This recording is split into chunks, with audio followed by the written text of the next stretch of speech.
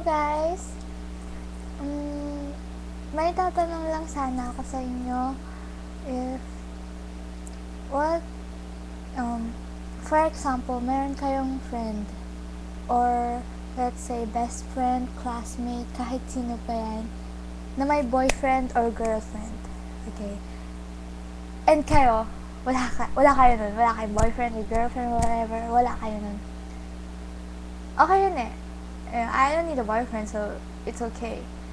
Pero kung kayo na sa kalagayan ko and everyday, kinukwento niya yung about sa boyfriend niya, kinukwento niya kung anong kinain nila, saan sila pumunta, anong pinanood nila, you know, hindi ba kayo maiinis? I mean, everyday, like, kahit sa text, sabihin niya sa akin, nagkasakit siya. Nagkasakit yung boyfriend ko. Okay. Ano ngayon? Wala akong pakialam kung nagkasakit siya dahil sa'yo. Wala akong pakialam kung nagkasakit siya. Mamamatay na siya kung saan siya pupunta. Wala akong pakialam kasi hindi ko yung boyfriend eh. You know? Kainis na iinis ako. Ewan ko. Ayoko naman, backstabbing or something. Hindi naman sa, ganun. Pero, hindi ko kasi masabi sa kanya eh. I can't tell her that she's annoying and I can't tell her na sana wag naman puro siya. Wala kang pakialam sa kwento niya. Nung una okay pa eh. Bago pa lang sila ng boyfriend niya, maintindihan ko pa yun. I mean, okay, naging kayo pa lang. It's so wonderful, you know? Okay? Naging kayo, masaya ako. And kukwento siya about ano nangyari sa kanya. Okay, makikinig ako. Good. Pero yung alam mo yung 6 months na sila ng boyfriend niya, pero ganun pa rin yung kwento paulit-ulit na anong ginawa nila kahapon, no? Nakakasawa. Nagsasawa ako. Naiinis ako. Tapos, feeling niya kasi, lahat ng tao gusto siya.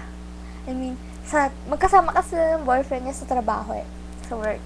Magkapareho sila ng work, dun sila nagkakilala, dun naging sila. Doon yung mga kasama niya daw sa work, may gusto din daw sa kanya. Okay, may gusto sa'yo. That's good.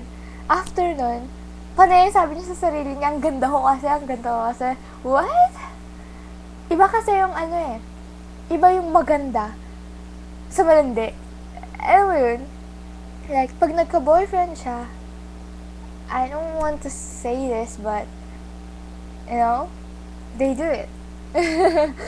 They're doing it. And just because, pumapayag siyang magpaganon, lahat ng boys nagugustuhan na siya. Kasi alam nilang magpapaganon din siya dun sa mga lalaki pag naging sila. So, yun yung sinasabi ko. Sinasabi ko sa kanya yun. Na baka naman kaya ganon. Kasi gusto lang nilang gawin yun sa'yo. But hindi daw maganda daw siya. Okay, maganda ka. Wala akong pakialam. And alam naman yung wala akong boyfriend. She keeps saying that, ikaw kasi hindi ka maganda eh, kaya wala kang boyfriend eh. Okay, hindi ako maganda, wala akong pakialam. Hindi ko rin kailangan ng boyfriend. Hindi ko kailangan ng lalaki para maging happy, right? Naiinis ako. Nabubwisit na ako. Kung pwede ko lang talaga siyang iwanan, naaawa lang ako. Wala siyang kaibigan sa classroom. Pag ako iniwan ko siya, wala siyang kasama, mag-isa lang siya lagi. Ako, may iba akong kaibigan sa classroom.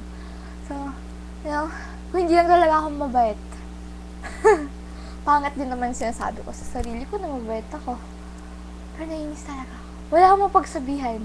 Ayoko naman magsabi ng ganito sa classroom kasi sasabihin nila sinisiraan ko siya. Nakaka-stress. Ayoko na makinig sa mga stories niya. Ayoko na. That's it guys. Sorry. Bye.